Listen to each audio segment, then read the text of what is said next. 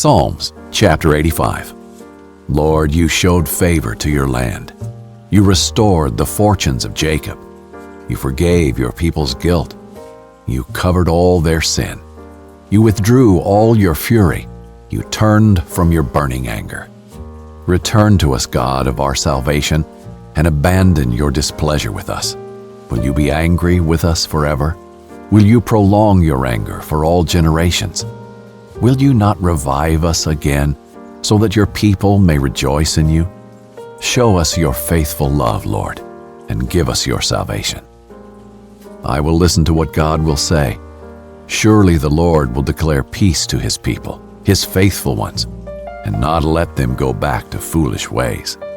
His salvation is very near those who fear him, so that glory may dwell in our land.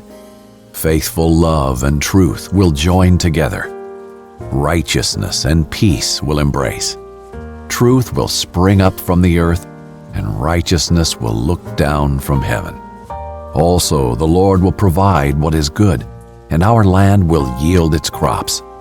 Righteousness will go before him to prepare the way for his steps.